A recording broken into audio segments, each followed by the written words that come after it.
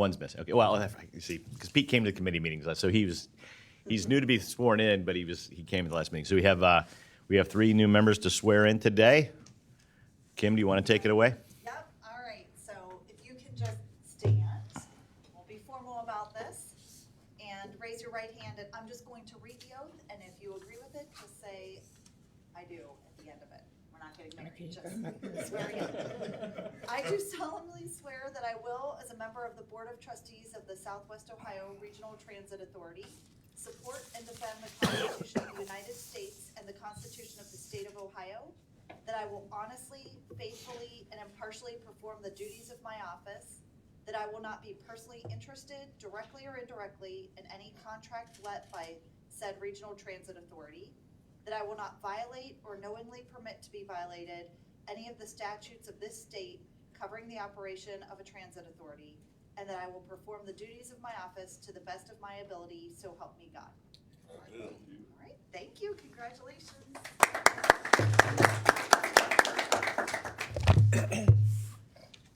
So welcome. We're thrilled to have you on board. We have a lot of great things going on. As you probably know, right, we're expanding service. We're working on BRT, which is the Bus Rapid Transit. We're working on Metro now, which I think is Metro soon. I was kidding, Daryl. We think in the next month or two, right? That's the circulator work up in a couple of the neighborhoods. So really thrilled to have you all on board. Just as maybe we go, Wendy, maybe we can do quick introductions. Just say name and how long you've been around on the board. Don't do that. On the board, not age. Don't do that. This is my pastor, so if anybody wants to see anything going on, he's my pastor. If I'm hugging him or whatever, we're whispering, I want you to know ahead of time, okay? He's praying for me. We're all praying for you. I know. Gwen Robinson, and I'm probably the oldest and longest serving individual on this board. I've been here 10 years. I just got my 10-year pin, and thank you. I'm Dan Driehaus. I look like I'm the oldest, but, so I've been here about 10 weeks, not about 10 years. Hey, we got it. I guess you're waiting on me, huh?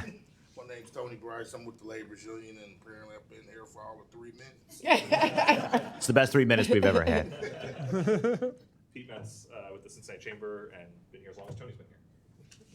Hi, I'm Sonia Taylor. I've been on the board for 3 years now. Allison Baradon, also, I guess, 3 years. That went fast. Yeah, an exciting 3 years. Craig Cassey, I've been on about 8, I guess, right? 8 years. 8 great years. Blake Etheridge, I've been on for just over 5 years. Yeah, KZ Smith. And that's Kim. She's our general counsel. Yeah. And Chanel, who coordinates the board, and it's her birthday today, so happy birthday. Happy birthday. Happy birthday. And Blake's upset because his birthday was Sunday, so he missed on an opportunity to Blake? get a birthday. And I'm assuming everyone knows Daryl Haley, the CEO. So welcome aboard, and we're thrilled to have everybody here. A lot of good stuff we have to do.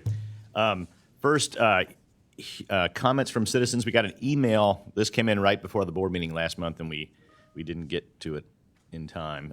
So I will read a note from Jessica Scully. Here's the speech. My name is Jessica Scully. I'm a lifelong Cincinnatian, a graduate of UC with a 17-year career as a UC accountant. I raised my daughter here as a single mother. I attend mass, lunches, concert, and citywide events. I have lived a very active lifestyle despite the rare genetic disorder that placed me in a wheelchair decades ago.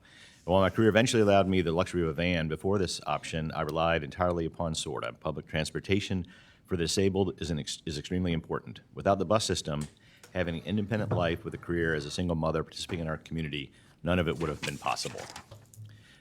My productive tax-paying life would have been replaced by a solitary shut-ins life. This is how important public transportation is for a disabled person. I lived at the same address here in Hamilton County for almost 18 years. In that time, I've watched the bus routes contract away from me and any other disabled residents in our suburbs. If my van broke down, I had to get to a bus stop today, I would have to run my chair down the side of almost 2 miles of hilly, winding roads without sidewalks in all kinds of weather.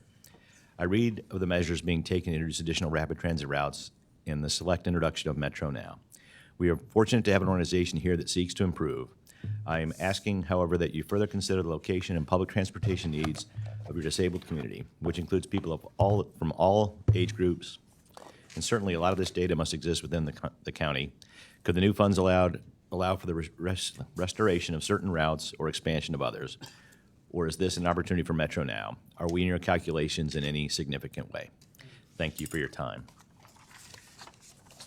I think, powerful note, and I that's why I think the work we're doing for the paratransit expansion and coordination for the whole county and the multiple counties is so critical. And so we'll keep, hey Chelsea, we'll keep that in our thoughts. So we appreciate the input, and we'll continue to work on that as best we can. No other comments, right? No. Okay. Couple of things. Let's see. Biggest thing over the last month, the Golden Bus Awards. For those that couldn't make it, it was a wonderful event. Recognizing the top performers in the organization, and really a fun night celebrated with them. So I know a few board members were able to make it. We'll make sure that gets out to folks earlier next year, and so we'd love everybody to come. Right, Chelsea, we introduced ourselves to the new board members, so maybe you want to. Hello, nice. Good morning, you all. I'm Chelsea Clark.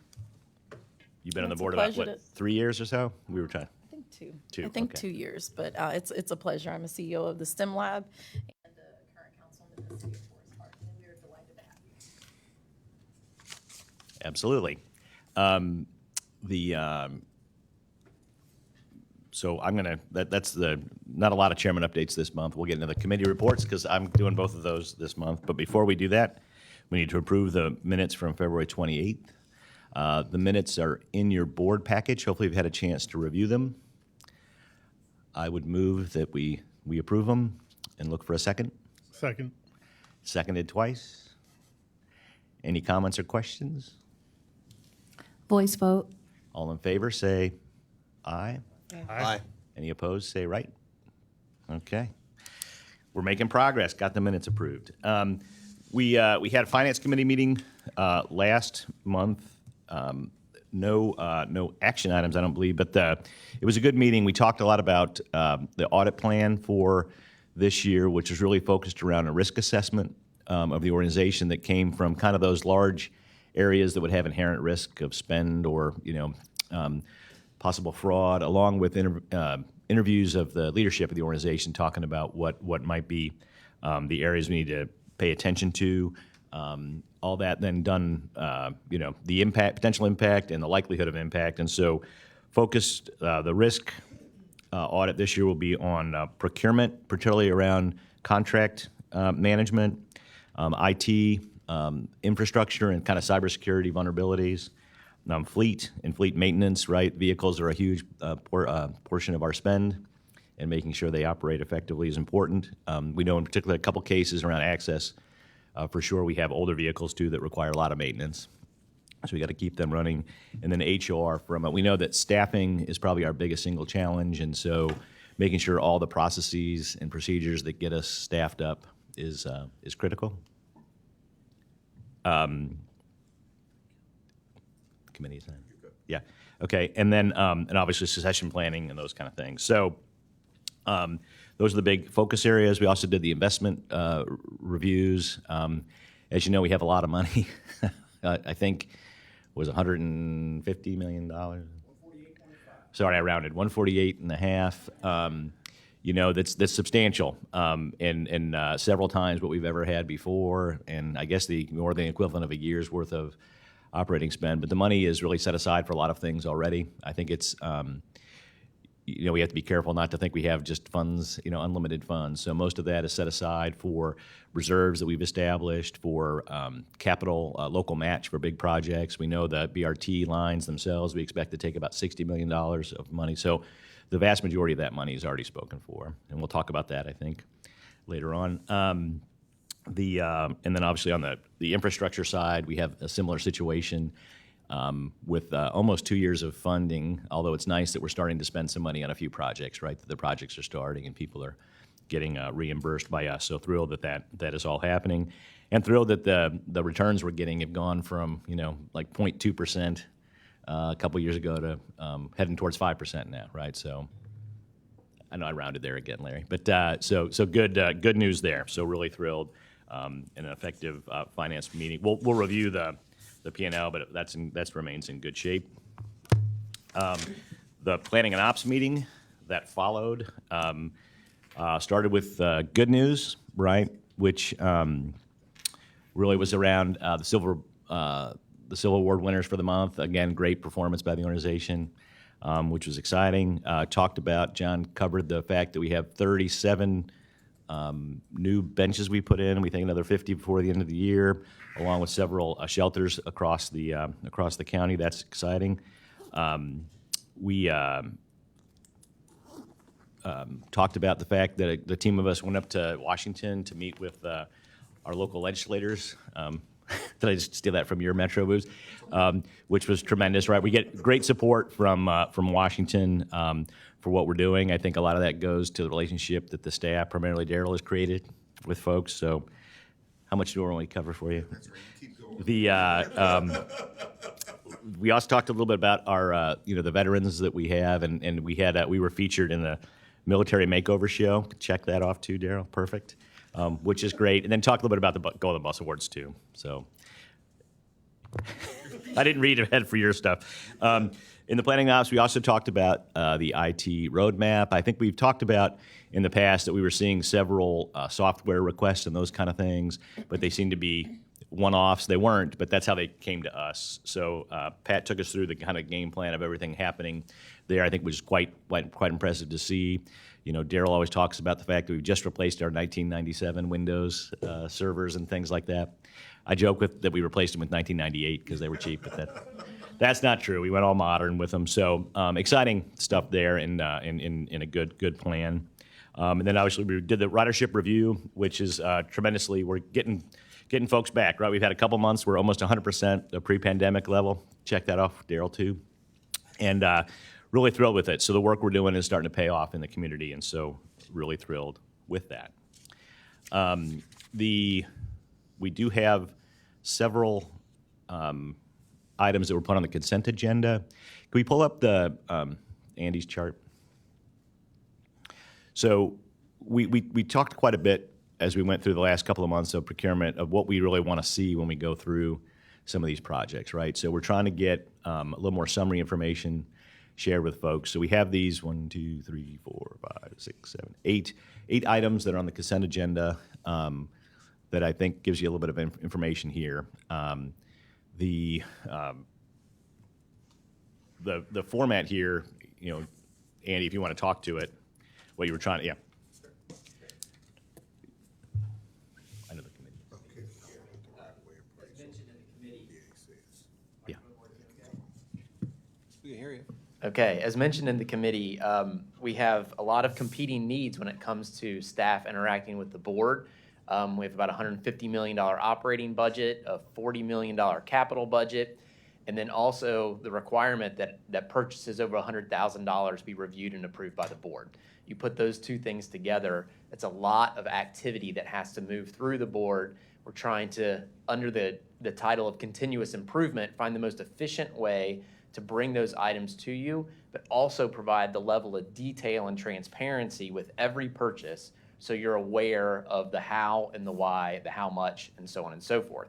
So two changes that we talked through in committee.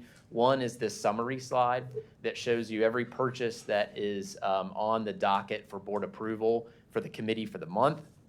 And then also, Chanel, if you want to show an action item, we've replaced what were called procurement summaries in the packet, which were kind of technical internal documents that were a little bit hard to follow in terms of what we were trying to do with the procurement. We've replaced those with this document for every purchase called the action item. And in that action item, you'll see the background of the project, the purpose of the project. And on the second page for this one, as an example, you'll see the detailed breakdown of the costs, the bids that we received if it was a bid project, so on and so forth, the budget impact.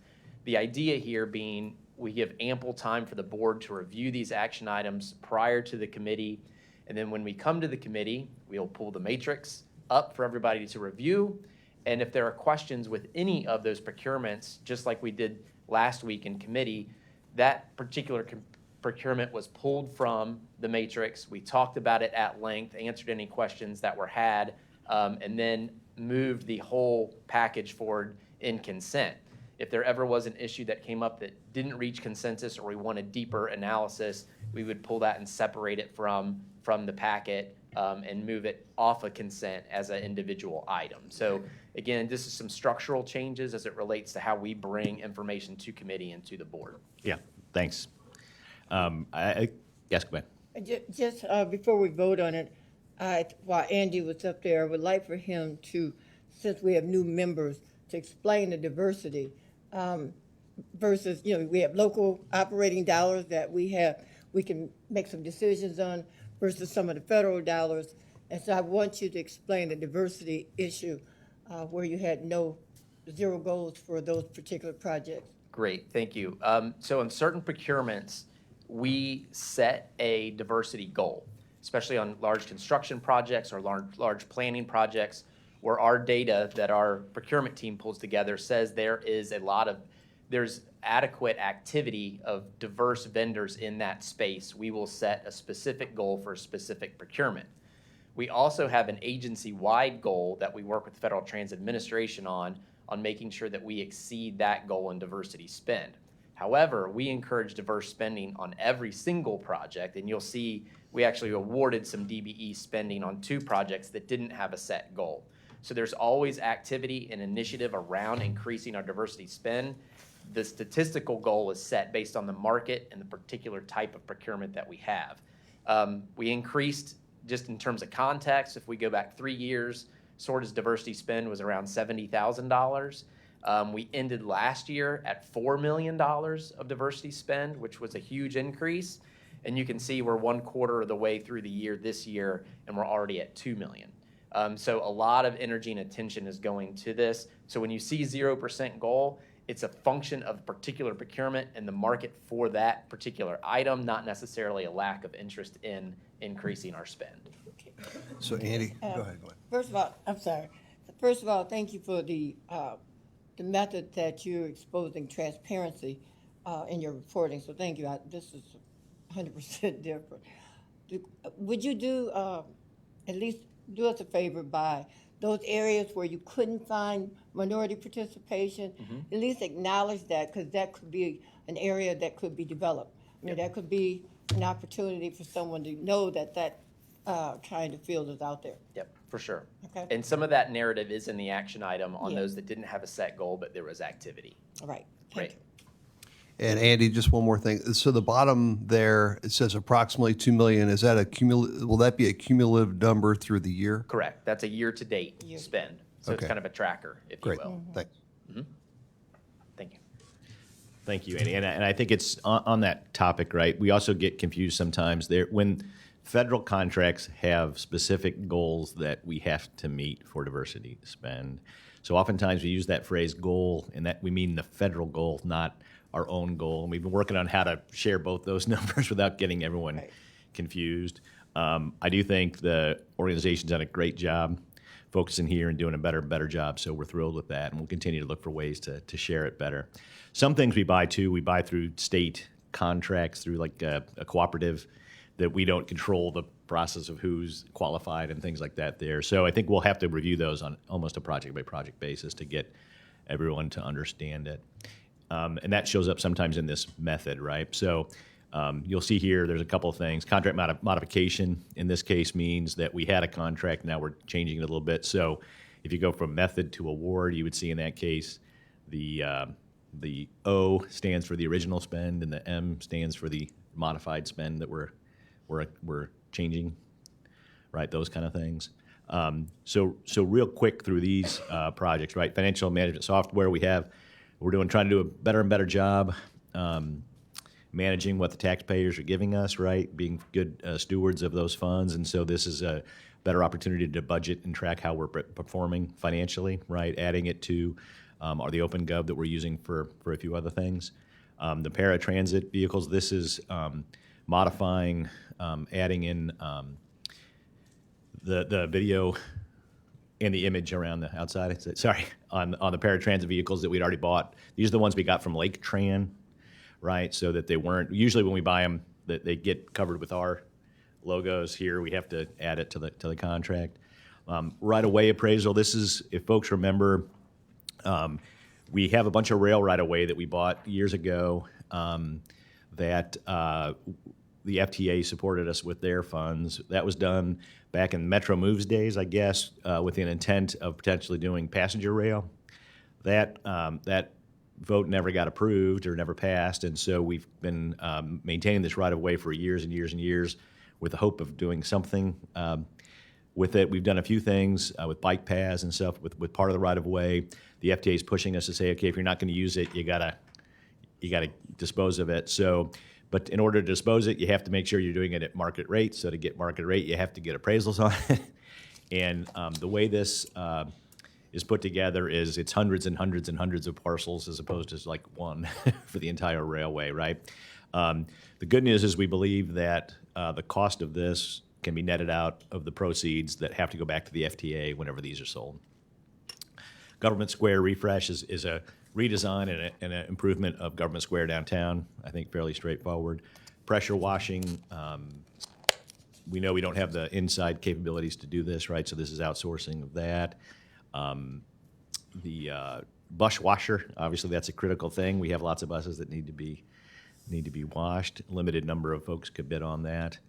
Non-revenue support vehicles, that's the supervisor vehicles and things that go around. That's through a state contract too, that's why there's no award there. And then transit master maintenance, that's extension of our trapeze system. So those are all on consent agenda. I know there's a lot there. We can, I would propose moving forward and approving this. Could I just ask one question? Let's second it and then we can comment, right? Okay. Anybody want to second it? Okay, then any comments or questions? Well, one comment, one question. First of all, I really like this document. I like this slide a lot, and I think it's going to be great going forward and really help inform our discussion, so I appreciate that. Just one quick question on the first one, the financial management software, simply because it's a large modification. So I have no problem with it, but I just am kind of interested in what, like, did we not know these were services we needed? Was this something that was on our radar when we entered the contract initially, and this was always the plan to do this later? Just like a quick, I mean, I don't need to. There were actually 3 different projects in the budget, grants, capital, project management, and budget development software that was needed by 3 different functions within the organization. We had an existing function within the organization in procurement called OpenGov. That's a web-based platform, and there were huge synergies to be gained by using the same platform. So you'll see in the action item that by going with OpenGov, we could have seamless data across our capital budget planning, our procurement, and our financial management tool. And each of those components brought under one house, we could do at less of a cost than we had budgeted for each 3 components. So it was a cost savings to us and a huge efficiency for the organization by modifying our contract with OpenGov. And John could speak to in terms of getting price analysis to see that this was a reasonable price for that expansion. You want to talk to that just briefly? We're gonna get. We need to choose to take it off consent, or we need to. No, I don't. No. I'm not advocating taking it off consent. It's fine. Okay. I just wanted Got it. a general idea, but I appreciate it. Thank Sure, you. thanks.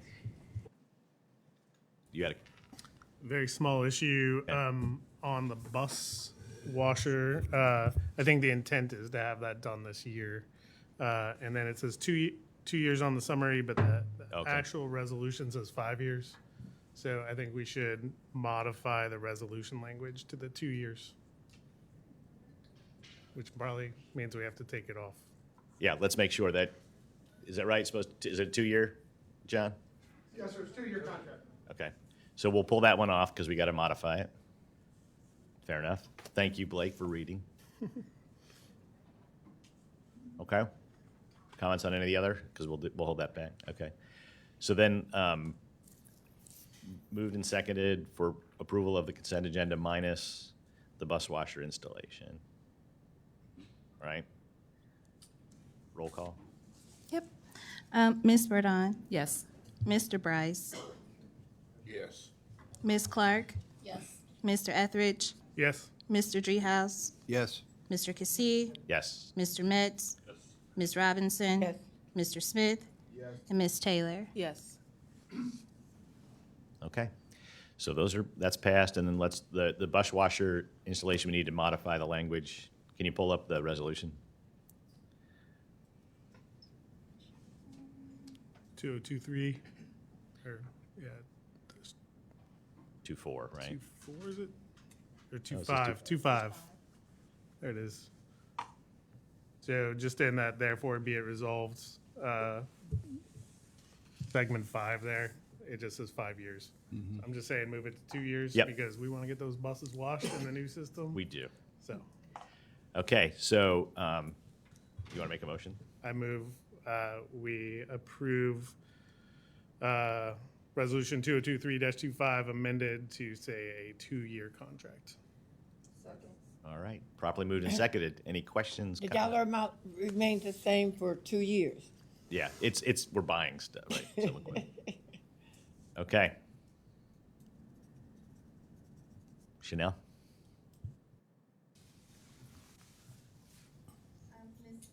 There we go. Ms. Taylor, Yes. Mr. Smith, Ms. Robinson, Mr. Metz, Mr. Cassie, Yes. Mr. Dreehouse, Yes. Mr. Etheridge, Yes. Ms. Clark, Mr. Bryce, and Ms. Burdon. Yes. Okay. And I appreciate for the new members, I know it's kind of hard to vote on these things without going into all the details, so appreciate your faith in us by coming along. It'll be clear as we go forward. One thing before I pass it over to Larry, Chanel's going to pass out the committee assignments, okay? So if you remember, everyone is on one of the 2 committees that meet every month, which is Finance and Planning and Ops. Then we have a series of other committees. Executive is based on the committee chairs for the most part. Then we have the infrastructure that meets as needed for when we go through that cycle of requesting projects and awarding projects. We have the access and paratransit, which is really about all the issues that the public comment raised, which is in how we're trying to improve that service and coordinate around the region. We have the labor committee that will start meeting as we get into contract negotiations later this year, and then employee relations. So I tried to do this based on areas of interest. I know for the new folks, you probably didn't fully get a chance to express your area of interest. So if you have questions, comments, or would like to do something different, let me know, and we'll try to modify it. I try to balance, county and city and different things there, even though we know we work as one board and hardly ever talk about county and city anymore. We have some people that are county and city, right, Sonia? So, so take a look at that and let me know if you have any questions. But otherwise, we'll assume that's the plan going forward. Okay. Just curious about the name of the structure, bike and roll. Right of way, RO, right of way, yeah. And so that was, we were trying to use some of our right of way to do some of these bike paths and things. And so that, I know it's kind of a funny name. It's fair enough. We should probably just take that part out. But it's around, as we get involved in infrastructure and things outside just the bus lanes themselves. I feel like we should just blame Brendan for that. Yes. Since he's not here to and defend he's no longer here to himself. defend himself, right? Pete, please let Brendan know that he's been blamed. I'll propose a change. Right, so He's remembered. Pete's colleague at the chamber used to be on the board, so he helped us get that one. All right? Good morning. Welcome to all the new board members. I'm going to go off script for just a second. I'd like to take this opportunity to introduce Kevin Ruth. Kevin Ruth has just joined the organization as our Senior Director of Financial Planning and Analysis. He joins us from First Group, which is one of the largest yellow bus providers in the country. Kevin brings us approximately 15 years of experience in financial management at the director level, and I'm truly excited about the opportunity that he is going to help present to the agency around driving our financial agenda forward. So I'd like everybody to just welcome him for just a second.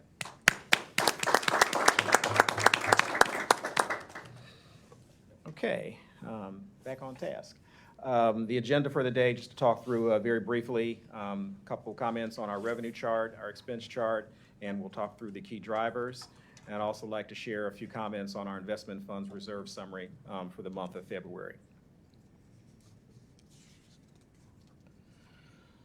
Looking at the fair revenue bar chart over the last 3 months, you can see a fair amount of consistency here, specifically over the last couple of months. We did have a slight dip in the month of February, primarily a function of the shorter month.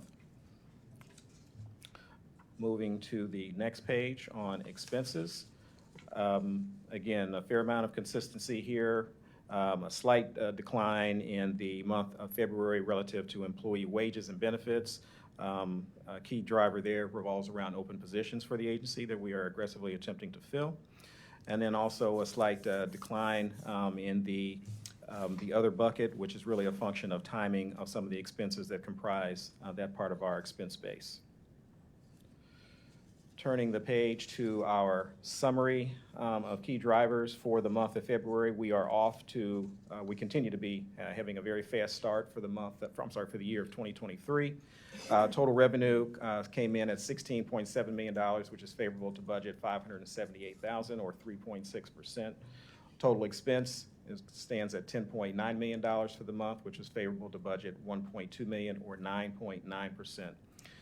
Yielding a surplus of $5.7 million, which is favorable to budget $1.8 million. And so this is the second month in a row where we have exceeded our budget surplus, and again, further evidence that we're off to a fast start in 2023. Ridership came in at a little over 1 million riders, which is favorable 158,000 at 8.4%.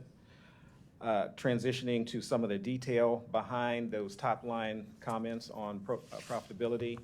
Fair revenue is approximately $1 million, which was favorable to budget $177,000 or 21.5%.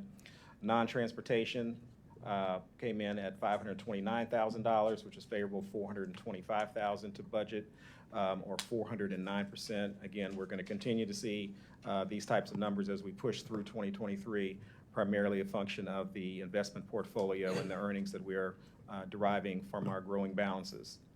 County sales tax basically comes in flat at $8.8 million.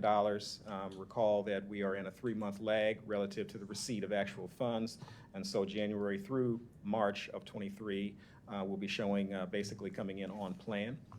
Federal grants, a similar dynamic at $5.8 million, which is on budget. And finally, a couple comments on the expense side of the house. Wages and benefits at $8.1 million.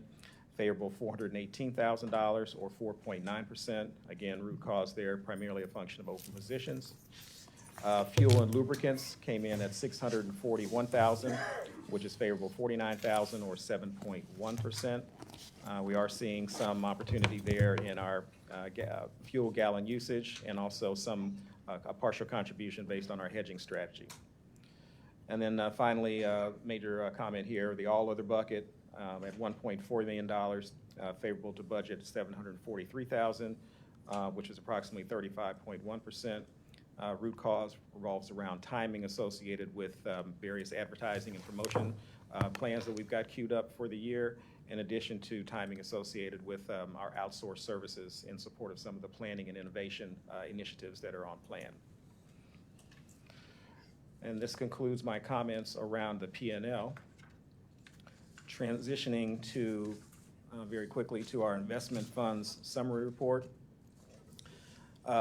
This is a document that is intended to give perspective around how the agency is positioned from a financial sustainability standpoint in relation to key projects that the agency is pursuing. The top half of the sheet details $148.5 million in investments that we have currently queued up. The weighted average yield of those investments for the metro side of the house is 4.05%.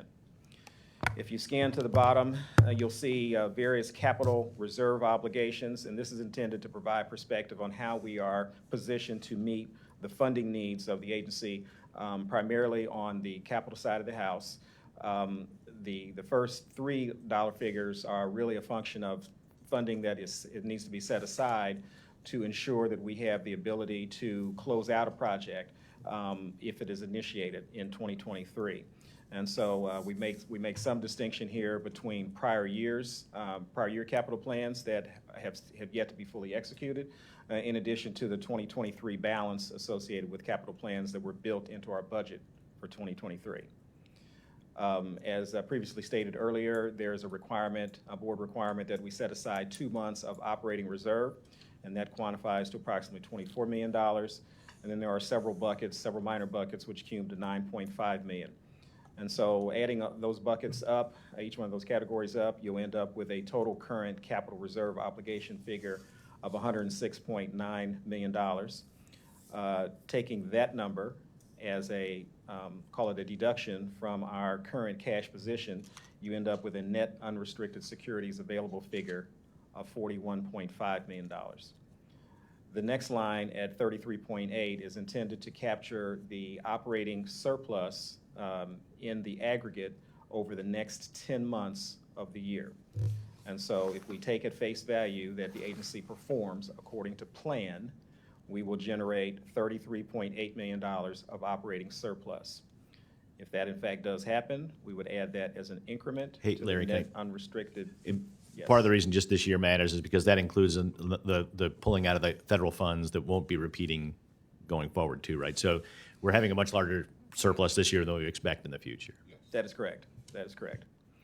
And so if I add the 33.8 to the 41.5, I end up with a net unrestricted securities, again, plus the 23 operating budget total of $75 million. Putting a pin on that for a second and trying to relate that to how the agency is positioned to meet a key initiative for the balance of the year. We know that there is approximately $60 million based on current pricing that is intended to bring both the BRT corridors to life.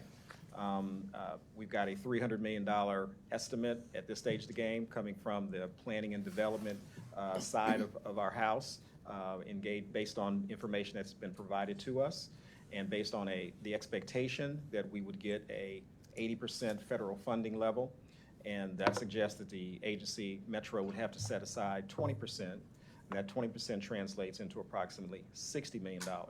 So if in fact all that comes to pass, that suggests that we are positioned well to meet the BRT demands from a production and construction standpoint over the next 2 to 4 years.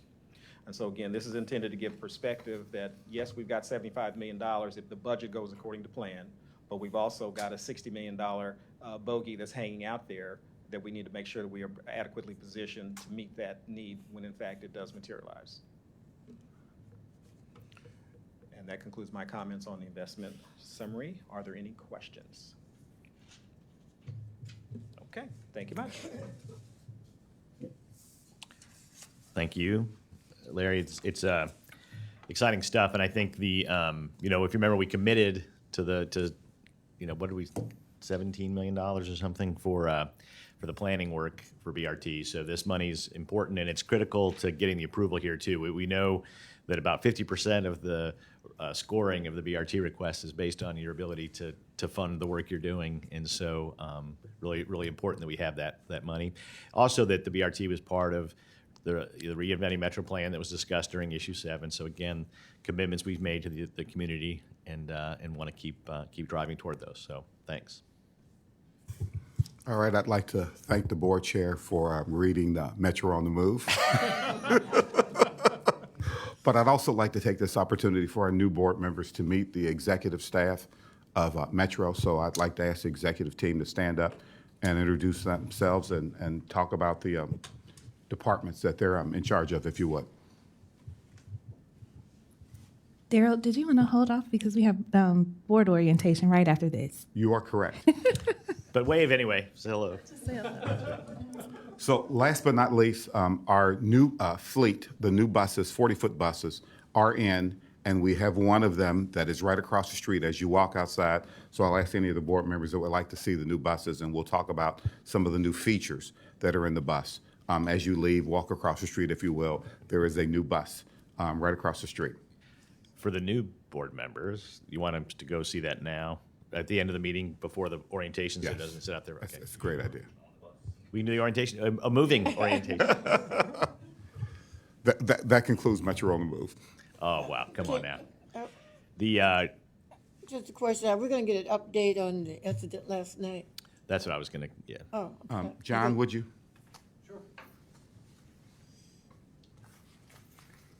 Thank you, Gwen. Good morning.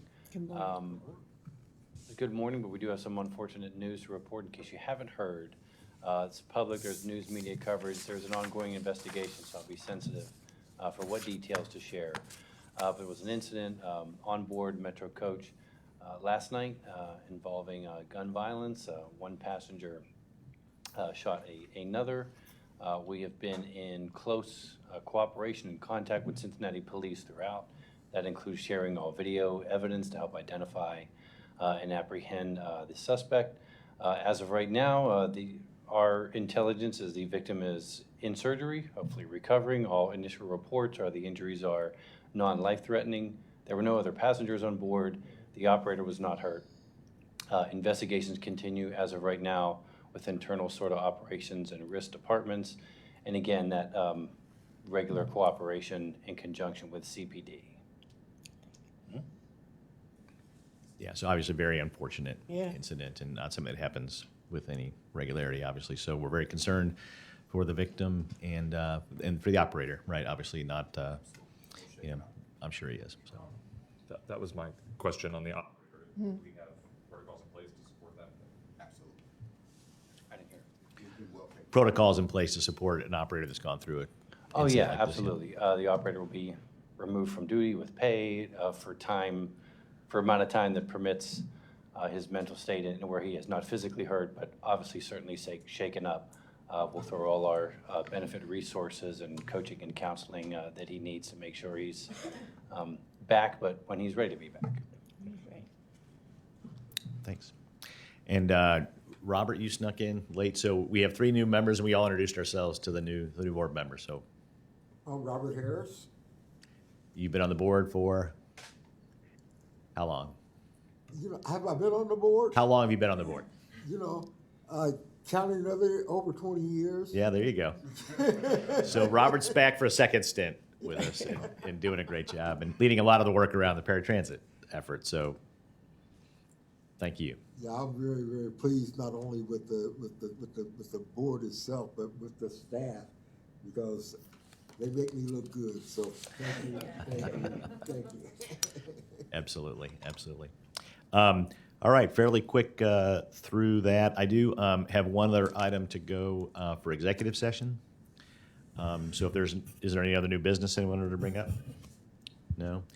All right, then I would move that we, under section 121.22 G1, to consider appointment, employment, dismissal, discipline, promotion, demotion, or compensation of a public employee, we move into executive session. Second. Okay, this is a roll call.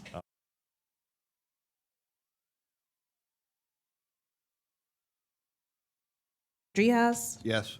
Mr. Etheridge, Yes. Mr. Harris, Yes. Mr. Cassie, Yes. Mr. Metz, Yes. Ms. Robinson, Yes. Mr. Smith, and Ms. Taylor. Okay, at this time, Pat, could you stop streaming and could everyone exit the